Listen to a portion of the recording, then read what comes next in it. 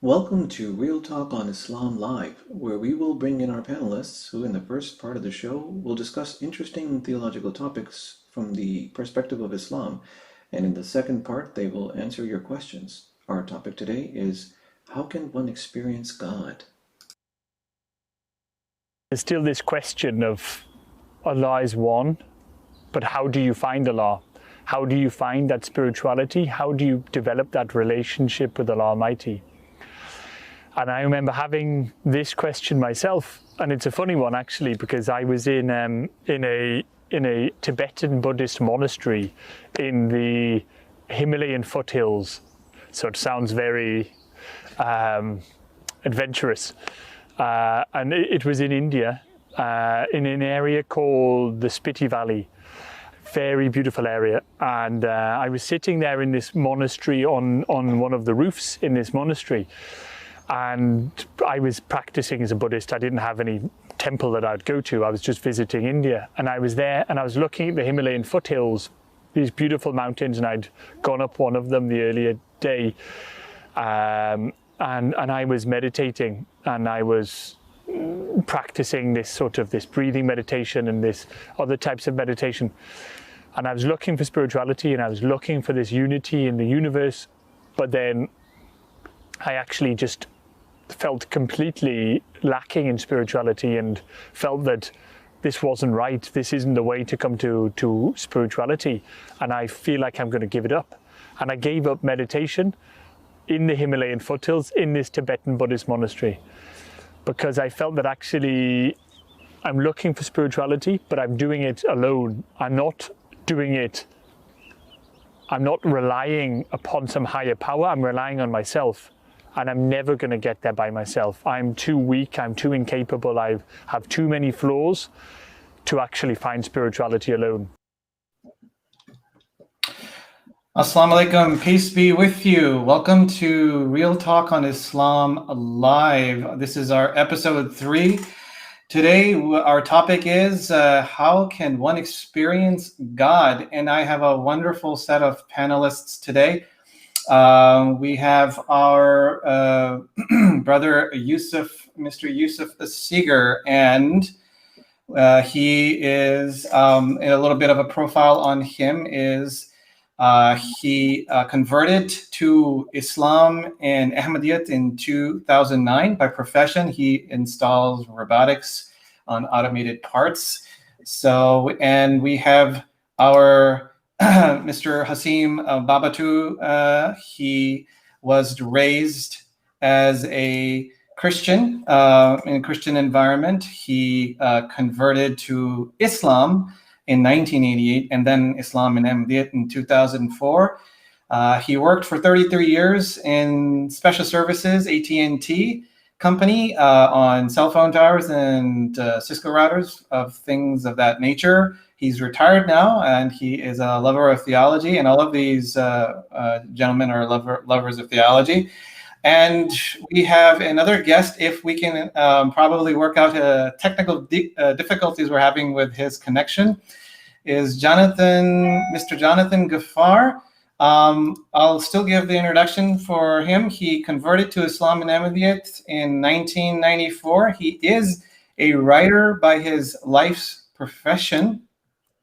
He has edited many books and written some. And other essays and writings as well. He's also a lover of theology. That's why they're all here. They're going to share their experiences.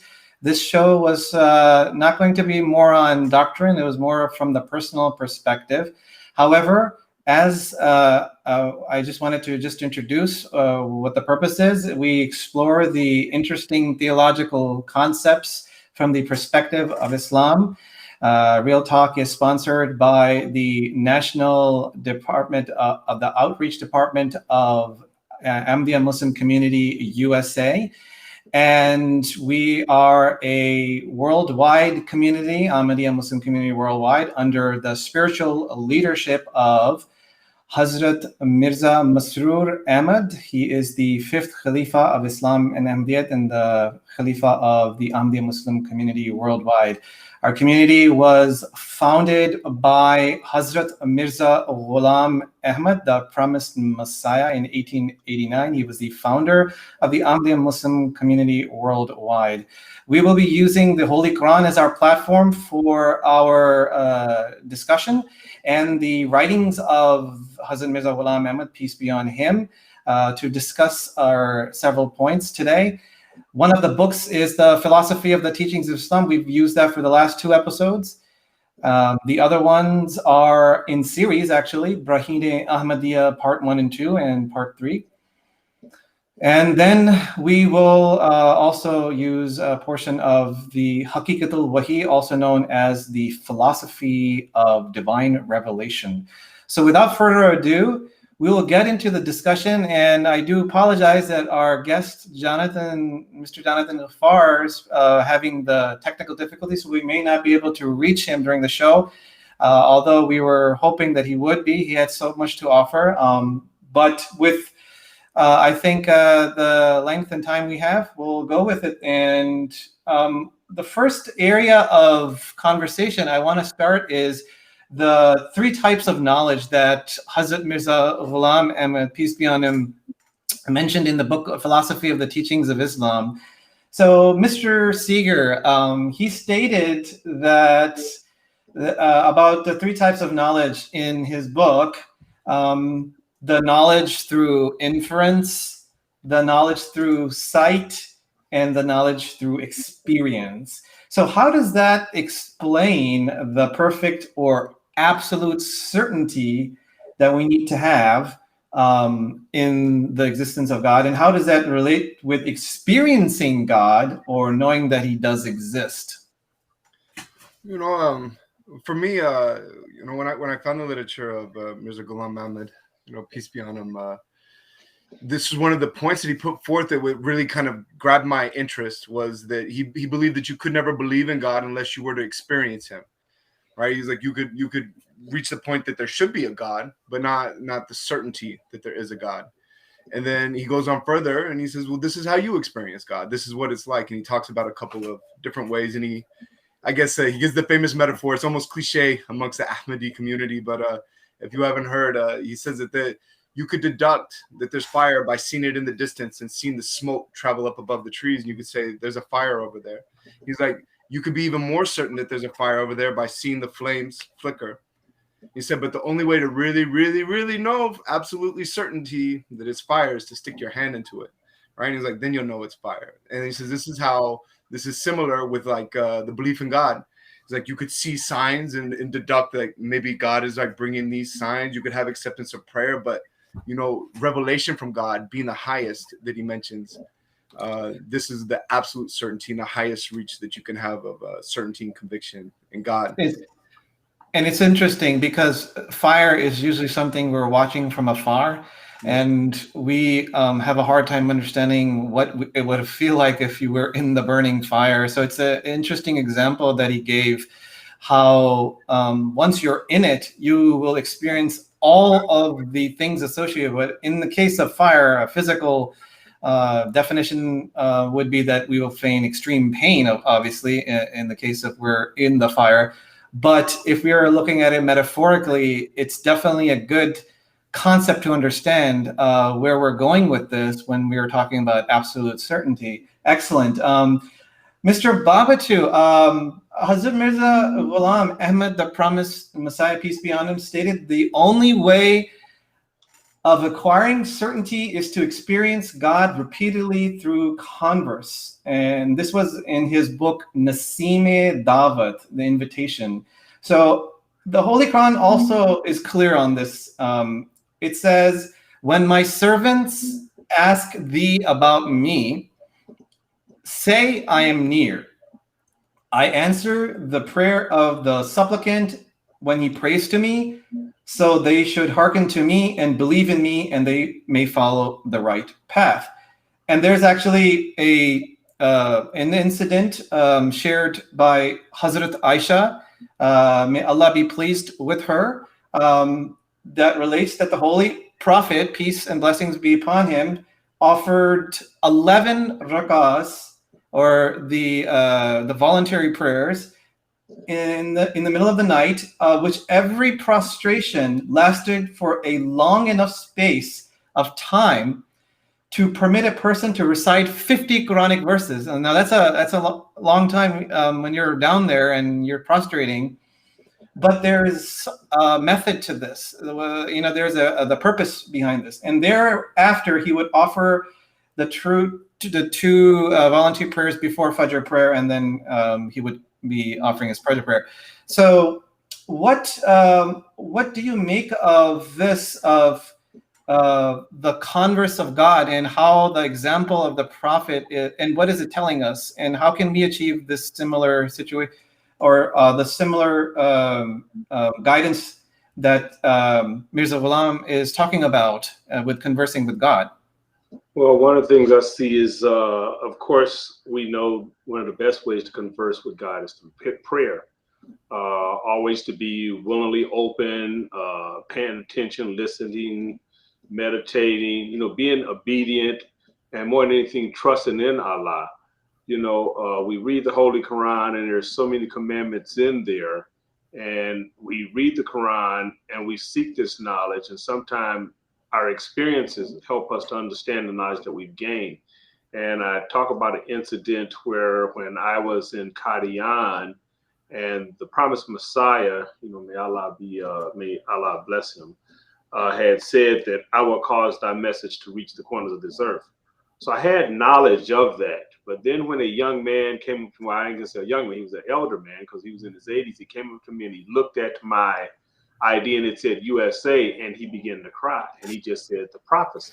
And the prophecy was what Hazrat Mirza Ghulam Ahmad, may Allah be pleased with him, said that I will cause thy message to reach the corners of the earth. And now you had a African American all the way from America there in Qadian. And when we look at when this had happened, there was no type of, internet or any cell phones, no way to get that message out of Qadian to where it is today. And now you look at here, we are in 220 countries around the world. So that was both experience of knowledge or knowledge and experience. And that is how God also communicates with us. That's very interesting. And I want to kind of lead into something that the promised Messiah, peace be on him, stated about reason versus experience, Mr. Babatu. So I'm going to kind of continue with what you were talking about in regards to, our personal connection with God and what we have to do in the example of the prayer that the Holy Prophet was showing us, waking up in the middle of the night. That in the West, reason seems to be held in very high respect when it comes to believing in something. Mm-hmm. And in contrary to this, the promised Messiah, peace be on him, stated that reasoning has one major flaw. It cannot on its own, and this is in Brahiniya Ahmadiyya part 1 and 2, that so it cannot on its own take us to the level of absolute certainty, what Mr. Yusuf Seeger was talking about. The best that reason can do is to postulate the need for something to exist, but it cannot go further. So if you can deduce the need for something to exist, why can't it take you any further, like he's trying to say, to the next level of believing that it actually does exist? And in this case, we're talking about God. Right. So why is this major flaw there in the first place with reasoning? And people reason all the time for things to be true in our society. I mean, when we look at data and science, it tells us information, then we build on that and we move forward and we believe what the data is telling us. Obviously, data can change over time, but then, where are we going with this when the promised Messiah is saying that reason has this major flaw? Well, one of the things when we look at reason, because, think of getting ready to cross the street and you have a green light. The other car has the red light. It has to stop. Your reason says this guy is going to stop. but how many people do you see run a red light? But until that car actually stops and not move and gives you the opportunity to go, now you've actually, observed, the ability to be able to cross the street safely. But that if you just go off a reason, you can get hit by a car. And it's also that same thing what I talked about, seeing smoke. You see smoke and you just assume it's a fire. But that's not always the case. And then all of a sudden you may see the fire. But until again you put your hand in that fire and you get burnt or you feel that heat, now you know that, hey, not only did I see smoke and seen the fire, but I felt the fire. So again, reason, you have to have experience and knowledge to go along with that reasoning. I think I'm getting the idea that experiences that we have suffice our knowledge and the certainty that we need to have eventually. But simply having the reason to understand can only get us to a position where we can say, like the Promised Messiah said in Brahina Ahmadiyya, that we can only say that he ought to exist, that God ought to exist, but it cannot say that he does exist without the experience part. So that experience is lacking, and we cannot base our opinions on simply the reasoning and the data that we're lacking. And especially if we're talking about God, what data can we measure to get to that point of knowing his existence? So there has to be the experience part that can be provided by a certain level of understanding and some actions that we might have to do as human beings, and also understand how the protocol of the divine works. So we have to work in that framework, I guess. So I think we have Mr. Jonathan Ghaffar on the call. Can you hear us, Mr. Ghaffar? Yeah, Assalamu alaikum. I can hear you. I had to try my phone because the. That's okay. That's okay. We are overjoyed that you are with us, and I'm gonna pose this to you then. Where does revelation fit in all of this when it comes to experiencing God? Because it seems like without perfect certainty, we cannot truly experience him, meaning God. And Hazrat Mirza, Ghulam Ahmad, peace be on him, stated that perfect certainty cannot be attained without the aid of a matchless divine book. When we say matchless divine book, we are referring to the Holy Quran, bar none, which was completely revealed to the Holy Prophet, peace be on him. So what are your thoughts when we talk about revelation? Well, obviously, it's like a lot of people read the Quran and they don't believe it. Like even at the time of the Prophet Muhammad, lots of people heard the Quran, but like they rejected it. So I think it has to do with the person themselves, like how hard are they trying to have an experience of communion with God. And so in that sense, like reading the Quran can be all that somebody needs to know that God exists, based on all kinds of things like the science and the predictions and what have you, and just the common sense guidance, that just makes so much sense. That what has your experience been with the Quran and reading the Quran in your life? Well, like for me in particular, it has to do with the way I started to access the Quran when I became Muslim, which like some people are more akin to reading it straight through, like that, and they're praying, of course. But with me in particular, the certainty of God was really a product of a thing I call synchronicity.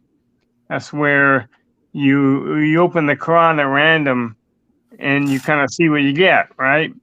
So I've been doing this for 27 years, and it's just been so amazing in terms of I'll have a particular problem, and then I'll open the Quran, and there's the answer right there.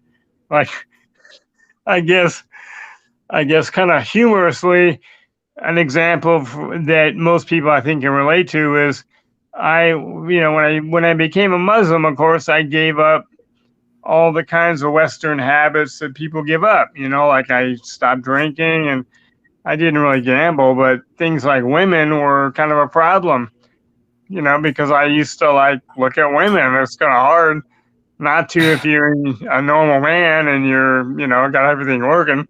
So I remember one time I felt so frustrated with that problem. How do I keep from gazing at women and, having lustful thoughts or whatever? And so I did what I call a synchronicity selection, and I opened the Quran at random.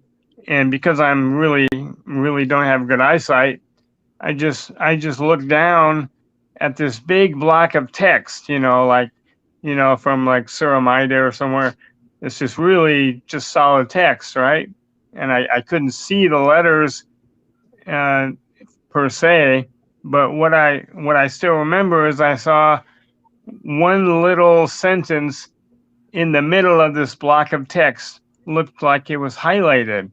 I mean, literally highlighted, like a light was coming from behind it and highlighting this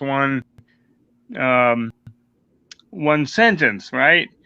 And so I looked closer, and the sentence said, "Cast down thy gaze." And that just blew me away, because it was like, well, yeah, well, cast down your gaze. Well, that is such a fascinating experience, and I want to kind of ask Mr. Seeger if what he experienced in his life by reading the Quran, and then when we have atheists like Richard Dawkins, that in one tweet he said that of course you can have an opinion about Islam without having to read the Quran, and you don't have to read Mein Kampf, which was the book Hitler wrote, to have an opinion about Nazism. So do you think these people get anything out of not reading the Quran and obviously missing a whole portion? And Mr. Seeger, the levels of communications per the Holy Quran, we were talking about revelations, and there are also other levels of communications, true dreams. So, in Islam, even normal people can get revelations as well. So like an average person like myself or anybody that is in whatever capacity, they're able to get revelations. And it's even documented in the Quran where women like the mother of Prophet Moses, peace be on him, and the mother of Jesus, peace be on him, were revealed. The Quran especially highlights, or it's highlighting the state of reaching perfect certainty when we do have, or the symptom of transitioning to that state. What do you make of it when people are not reading the Quran like the atheists and saying that my reason tells me that it's going to be as destructive as I think it is? And what are they actually not benefiting from that Mr. Ghaffar benefited from? They've scientifically looked at closed-mindedness. It is actually, it is physically your brain neurons not reaching out and making connections. It's disease for the brain. Anybody that is advocating not to gather knowledge or to use your critical thinking skills and to look at both sides is foolish. And I warn you that you should probably not listen to them or take advice from them. This isn't religious advice. This is general life advice that you'll probably get in university too. You should definitely not do that. And in fact, I would be, they used to do this when I was growing up. I think this was one of my first beefs with, like Southern fried Christianity. Is a lot of times I remember Lion King came out and the monkeys meditating, and they told us we couldn't watch Lion King. I was like, why not? And they said, well, he's meditating. That's Satan, honey. And I was like, no. I was like, you guys are crazy. I was like, everything's Satan. But that's what they tell you. If it's anything different than what they teach, it's Satan trying to get you off the path. And when I got older, I was like, imagine that like a car dealer said that, you know, like Ford is like, only drive a Ford. If you get in a Chevrolet, that's Satan trying to take you to eternal damnation. And it's also interesting that, you know, the Quran says that every man among them desires to have this open sheet of revelation given to them. In the Quran, it's 74:53, and it's a verse that's speaking volumes in such a small line. And it's funny. Dawkins said that he fears the removal of religion would be a bad idea for society because it would give people license to do really bad things. And that's what he said. So he acknowledges that it's something for good, but he's denying the idea because he thinks it's a fantastical idea in his mind without even reading or experiencing the things that the Quran is talking about and all of the steps. And then, according to Pew Research, 20% of American atheists actually believe in a higher power. So they're atheists. They're agnostic. And I'll tell this to a lot of people that are saying they're atheists. Guys, you're probably agnostic, you know? Yeah. And I think the true atheists, there's a level of ignorance, like, and it's definitely not scientific. You know, the scientific process requires whether no matter how unlikely you believe a thing is, until you can rule it out, it's still an option. It's still an option in the scientific process, right? So if they can't rule out a creator, which they can't, right? They need to leave it as an open option. And the fact that they want to take it off as an option, say it's not an option, it's ignorant. Guys, it's not scientific, and it's a very emotional decision. And so I think everybody should have their guard up for such an emotional standpoint, being pushed off like it's intelligent and scientific. And we've tried this before, guys. I'd like to argue back to the atheists, and I thank God Dawkins has admitted it. You know, these people that are arguing for that society needs to be free of religion. Guys, we've done this before, and it was disastrous. It was, you know, Stalin's Russia. And take a look at China. They have over 1 million people in internment camps right now trying to reprogram their minds, right? We've done it before. It's not a great idea, and I think we should stay away. And going off of those points, Mr. Ghaffar, the one thing that the Promised Messiah, peace be on him, said that don't use nature, the study of nature, as a way to prove the existence of God. Because if you look at it, he's right. Dawkins himself says that I would like to point out that the reason why, and so this is from actually the Dawkins quote, "I'm against religion because it teaches us to be satisfied with not understanding the world."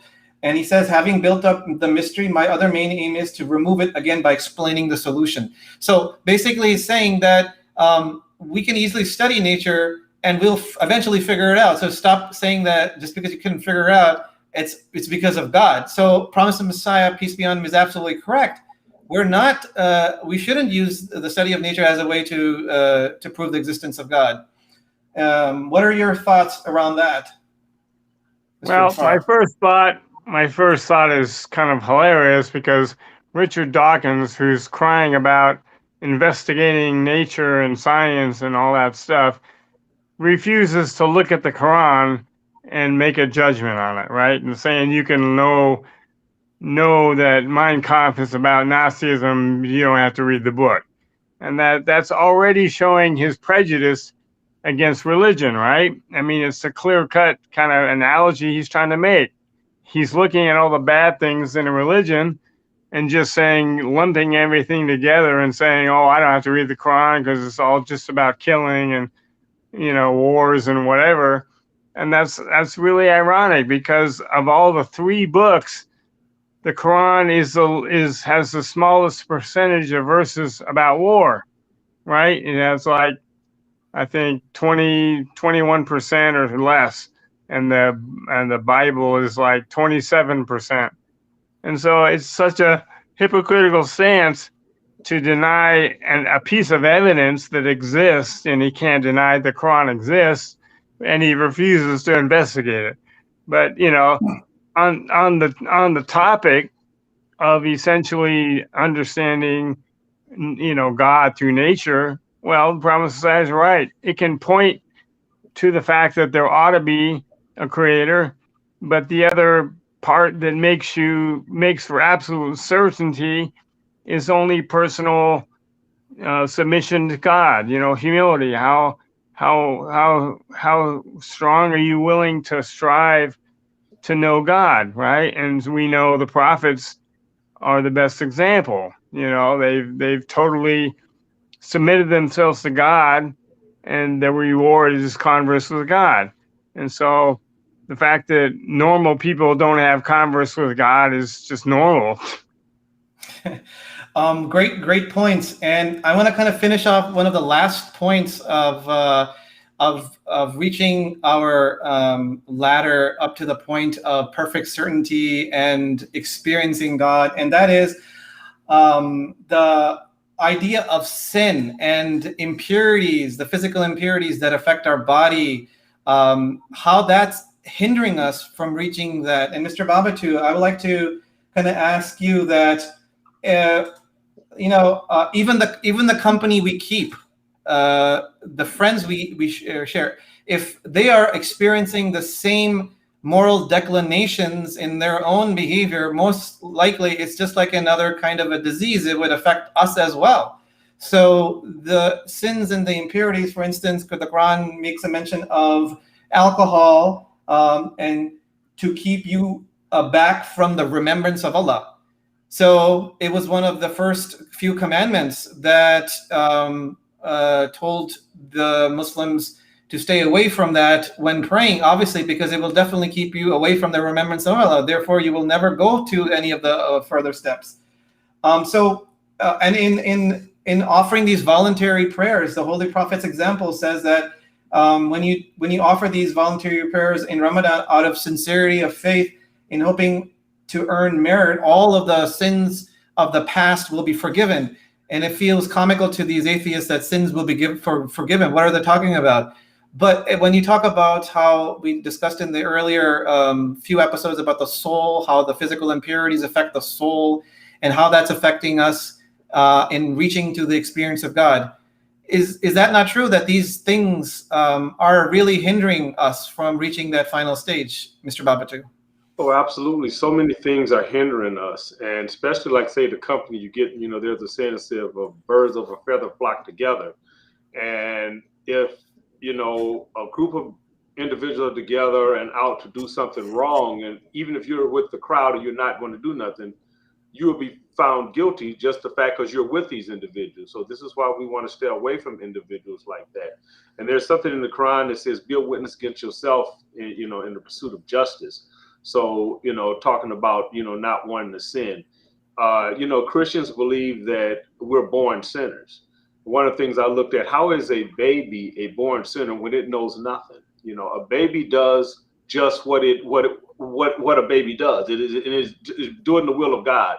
Like, for instance, if a baby sees you turn the stove on and they see a flame, that blue, that orange, that looks good to that baby. And that baby will try to turn that stove on, little toddler will try to turn that stove on to see that until they touch that, and then they'll realize it's bad. But somebody said, oh, well, the kid burned the house down, so the kid committed a sin. How is that a sin when that kid did not knowingly know what he did? It's a difference when you all of a sudden, you understand what's morally right and what's morally wrong, and you go out and do something. You act upon something knowing that you're going to hurt an individual, knowing that it's morally wrong, and you go out and do that. That is the difference between knowingly doing something that's sinful and not. So these things continue to hinder us because sometimes we want to be accepted by people. And so you figure, okay, well, they say, man, you're afraid to do this. So in order to keep the company with these individuals, you go and do something that you willingly shouldn't do, instead of saying, hey, I'm not going to do it. And if you feel that I got to prove myself to be your friend by doing this, then I guess I'm not going to be your friend. Far too many people don't want to do that. Far too many people want to be accepted in society, especially today. Like they say, fantasy is reality. So people, whatever they fantasize and want to go out and do those things, they figure this is the reality of life. But you have to get those faculties together. And absolutely, and it's definitely hurting our mental health, because the mental health in this country is going on the downside, not on the upside. Definitely, even in the world, if you go to different countries, that level of happiness is going down overall. Depression is on the rise. So we're not just talking about something fictitious or like that people think it's fictitious. or metaphorical when we talk about sin. It's something that's real. It's affecting our physical body, but it's also affecting our spiritual body. Absolutely. And the promised Messiah, peace be on him, stated that there are two types of revelations. One is Wahyul Ibtila, the revelation of trial, and then Wahyul Istifa, the revelation of exaltation. And he said that the first revelation is of those who anybody can receive these kinds of revelations, even a person who is rampant in sin, and he can receive these, but it's mostly will cause an episode of ruination in his life, because the reason is because there's something that dominates him, and it's called hadithun nafs, the inspiration of the self. And that just means that when he acquires these dreams, true dreams or revelations that God shows him, just like he has the power to show anybody, including prophets, but because of their hadith and nafs, it overtakes them, and they think they have this self-aggrandized view of themselves and the world of how important they are, and it's actually a factor in their own ruin. So it doesn't necessarily mean just because you have the revelation that you're in perfect certainty and you will reach the experience of God that we are trying to understand. And I want to discuss in the last part before we call out, because we're actually over time, but I wanted to have this discussion and get these personal perspectives out for this particular show, because I think it's wonderful that people hear this on this issue, and everybody is thinking about the existence of God all the time, whether you're an atheist or you're not an atheist.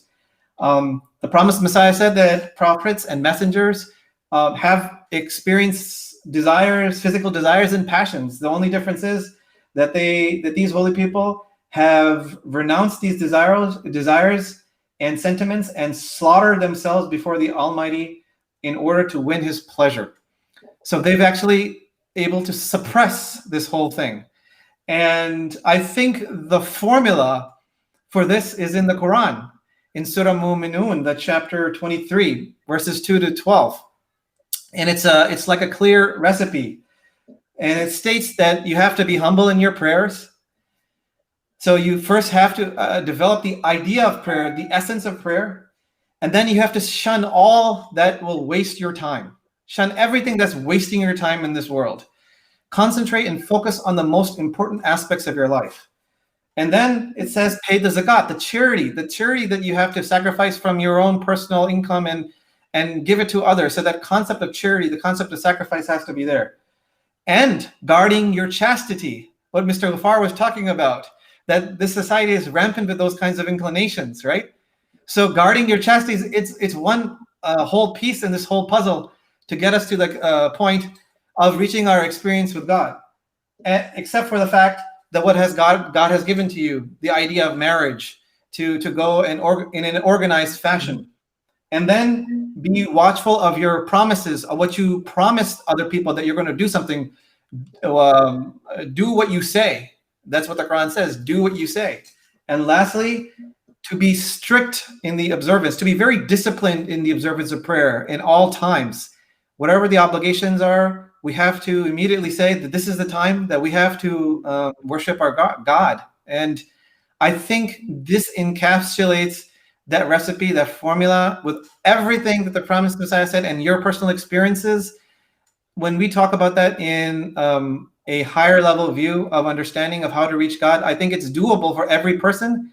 The person just has to make an effort to go down this path first. So the first step is like the old Chinese proverb, the first step is 1,000 miles. So 1,000 mile, we have to travel this 1,000-mile journey. And we have some comments that I just want to read. In my experience of God's existence is to believe in his oneness and see his experience. One has to clean his character to the point to not have any guilt and extends any guilt within themselves, and to have real love for God. So I think we understand where we're going with this, and I appreciate our wonderful guests and panelists who shared their personal perspectives today. And apologize for the length of the show today, which is 10 minutes over our regular time, which is about 30 minutes. But I wanted to share these perspectives so that you can have a good personal understanding of what you need to do for yourself to experience God. And I hope this show gave you a small idea what that is, with the teachings of the Quran and the teachings of the Holy Prophet, peace and blessings be on him, and the teachings of the Promised Messiah, peace be on him. Thank you, Jazakallah, and may God be with you. Peace be with you. Assalamu alaikum. Wa alaikum salam. Warahmatullahi wabarakatuh.